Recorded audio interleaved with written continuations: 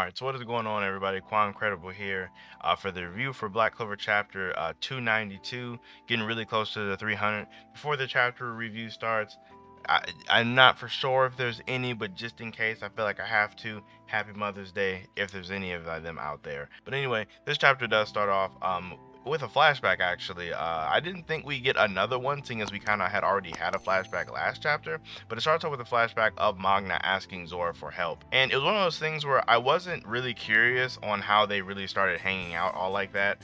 But this entire chapter really actually made me care a lot for some reason. Kind of, I guess for no other reason than it kind of answered a lot of questions that I had, and I feel like it was executed pretty well. Because honestly, when I first glanced at the chapter, I didn't really like it all like that. But after reading it and thinking about like what it meant for the characters and stuff, I actually ended up liking it a lot. So basically, of course, as everyone has kind of already known, Zora does use the mana method to use his like traps and counter traps and things along those lines. And of course, to no surprise, he does see a bit of Zara in Magna, seeing as his dad was also a peasant with flame magic. Magna also a peasant with flame magic. Of course, Zora would see the resemblance or just kind of make that connection there. Definitely nice to see that. However, in this chapter, we do get more information on the mana method process in general. Basically, Zora going over that, in the Heart Kingdom, as well as like the Clover Kingdom group that did train there, they use mana method on the spot, just mid battle to give their spells commands.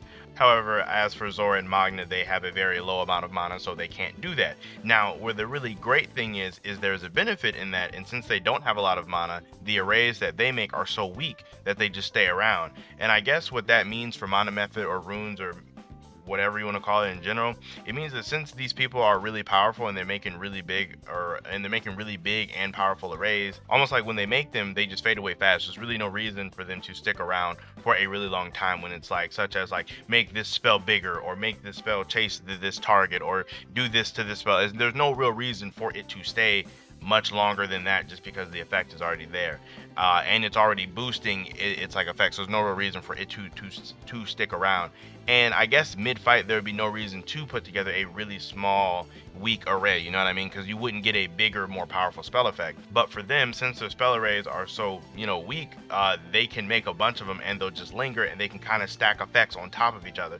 This thing reminded me a lot of the Ryuk system in Magi. I'm not for sure how many of you have seen Magi, but basically one of the power systems in their series was, there was the magic called the Ryuk, and sorcerers or wizards could give a command to a set amount of Ryuk and it would do that. So basically, if you would combine effects, you get something crazy. But basically, within the chapter, we did get to see a lot of just, I guess, a montage, of Magna learning a lot of the techniques from Zora and then applying them for himself.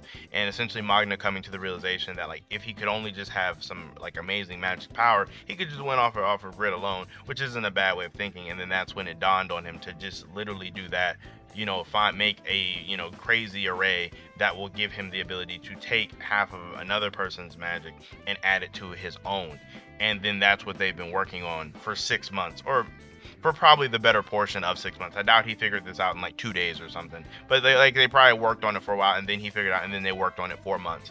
Which I like this a lot, because it makes them not jumping in to fight Dante when they were there make a lot of sense, because it wasn't like he had a spell that he was working on. This is like a trap. This is very similar to a counter trap of Zora that is a one-time use per make of it. So he was only working on this one thing and it wasn't done. And we see what happens when arrays and stuff aren't fully completed with Zora. They don't work the way that they're supposed to. So him not jumping in actually makes a lot more sense. It's not like the effect would have been weaker, or maybe not. It probably just actually wouldn't have worked and they would have wasted all of their time. So them not jumping in to help fight and Dante, honestly, with this, knowing all that we know, makes way more sense. And I really like that when we get to flashback into the fight, we get to see all of the intricate detail on Magna, such as like all of the small little arrays put together, like how much work he really put into making it. I did think that was really nice to see. This like really practical way of making an array that really isn't that complicated. Like in terms of execution, it's complicated, but in terms of actual effect, it isn't.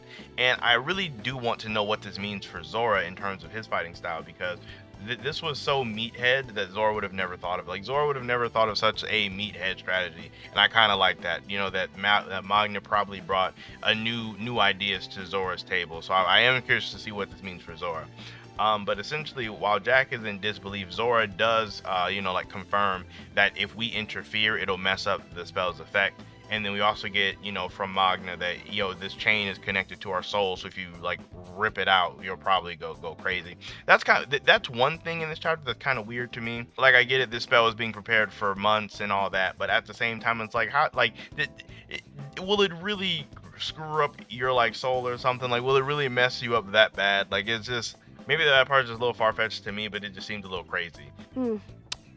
Really makes you think. Another thing I really loved about this chapter is the dialogue. Like, Magna was talking A game today. Magna was on his A game in this chapter. Because after he hits Dante like 2 or 3 times, Dante actually strikes him back with his heavy infighting. And after Magna gets hit, he's like, I thought you said that I could hit you as much as I wanted. And this like prompts a little response from Dante. He's like smiling, calling him a thief because he stole his magic. It was just dope because Dante last chapter just said, hit me as much as you want till you're satisfied and leave. So it was that nice little battle banter, so I did enjoy that part of the chapter a lot too. And then we did get to see Dante try to use Presence of the Demon King on him, and this really just goes to reinforce, if you have the same amount of magic as somebody else, the playing field is actually relatively even. Like, it is super even. It really will just come down to skill, technique, and just grit, willpower. A lot of things that people have already thought it would come down to. And honestly, I wouldn't be surprised if next chapter we get like some type of Asta imagery or Asta flashback for Magna for the whole grit hard work thing when he's like tired or ready to give up. The thing is, Asta has no magic and like he fights, and we've seen this for Magna as well as the other Black Bulls, where they typically see Asta in moments where they feel like they can't give up or don't want to give up. So I wouldn't be surprised if we see that next chapter somewhere. And honestly, the rest of the chapter is just Magna and Dante just trading blows, with Magna knocking Dante down at the very end of the chapter, which was very hype. With Zora kind of just saying that he does believe in Magna and he wants him to win. Now, as far as where I think next chapter is going to go, it's kind of weird because with as much prep work as went into this, I feel like it could be okay if Magna does knock out Dante. But the only thing is, he's still not arcane, so he can't kill him, like he can't finish him off. And also, it would be weird for Dante to be knocked out of the fight first. That would be really weird. Like if it was him before Vanica or Xenon. Now, one thing I do think that'll happen is Dante might get knocked out, but maybe not like killed or defeated. I feel like Tabata might take him out of the picture early, but not like fully kill him off, just so we can probably like move around to other parts of the Spade like castle without really having to worry about Dante, seeing as how powerful he is.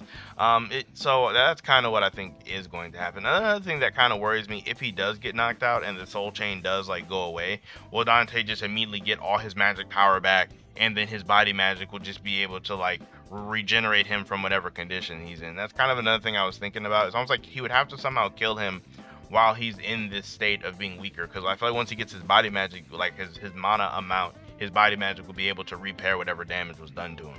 So I'm just very interested to see how this is going to be handled for Dante's defeat. Now, unfortunately, we are going on break next week, which really does suck. As far as my chapter rating, I'll probably give this one like a 9.5, honestly, because I got a decent bit of fight. I got some backstory. I got some good info on Magna, a little Zora moment here. I can't really ask for too much more. This was a really good, dope chapter. I guess the only thing I could want is a little bit more of the plot pushing. I didn't really get a lot of plot push, but, it is what it is on some of these, like, big group events with, like, a bunch of fights happening all at the same time. So down below, let me know how you guys feel about the chapter, how you guys feel about, Magna and Zora's prep work. I'm curious to know, like, if you guys agree with me or not on Magna and Zora not stepping in, with Dante is now justified even more because of just how we know these kind of arrays work, just that it literally was not done to be used yet. So I wonder, do you guys think that is more of a justified reason? I'm just kind of curious on that one. But yeah, let me know you guys' thoughts down below and all that good stuff. Make sure you guys like the video as well as subscribe to the channel for more Black Clover content. And that being said, make sure you guys go out and enjoy Mother's Day with whoever you got, and I will see you all in my next video.